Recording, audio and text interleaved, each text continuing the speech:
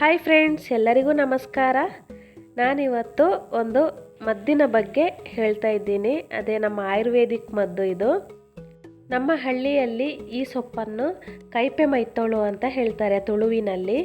ಕನ್ನಡದಲ್ಲಿ ಕಿರಾತ ಕಡ್ಡಿ ಅಂತಲೂ ಹೇಳ್ತಾರೆ. ಈ ಮದ್ದು ಯಾವುದಕ್ಕೆ ಮತ್ತು ಹೇಗೆ ಕುಡಿಬೇಕು ಅಂತ ಹೇಳ್ತೀನಿ. ನಾನಿಲ್ಲಿ 10 ಕಡ್ಡಿ ತಗೊಂಡೆ. ಅದನ್ನು ಚೆನ್ನಾಗಿ ತೊಳ್ಕೊಬೇಕು, ಅಂದರೆ ಹುಳ ಎಲ್ಲ ಹಿಡ್ದಿರುತ್ತೆ ಅಲ್ವಾ, ಕ್ಲೀನ್ ಮಾಡ್ಕೋಬೇಕು.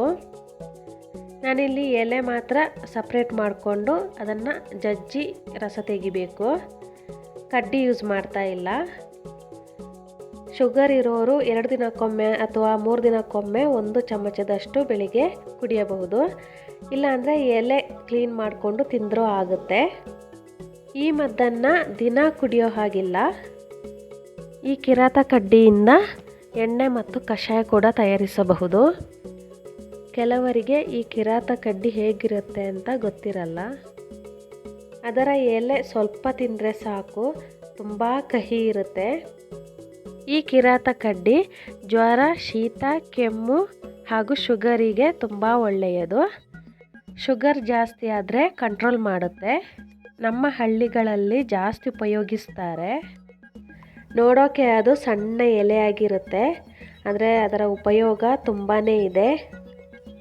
ಇಂಥ ಮನೆ ಮದ್ದನ್ನು ನಾವು ಮಿಕ್ಸಿ ಜಾರ್ಗೆ ಹಾಕಿ ಗ್ರೈಂಡ್ ಮಾಡ್ಕೊಳ್ಬಾರ್ದು. ಈ ಥರ ಕಲ್ಲಿನಿಂದ ಜಜ್ಜಿ ರಸ ತೆಗೆದ್ರೇ ತುಂಬಾ ಒಳ್ಳೆಯದು.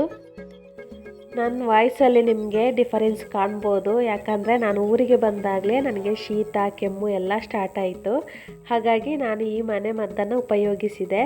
ತುಂಬಾ ಪ್ರಯೋಜನಕಾರಿ. ನಾನಿಲ್ಲಿ 1 ಚಮಚದಷ್ಟು ರಸವನ್ನು ಹಿಂಡಿ ತೆಗೆದುಕೊಂಡೆ.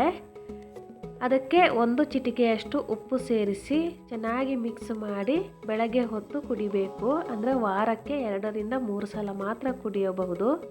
ಈ ಮನೆ ಮದ್ದನ್ನು ನೀವು ಕೂಡ ಟ್ರೈ ಮಾಡಿ ನೋಡಿ ಫ್ರೆಂಡ್ಸ್.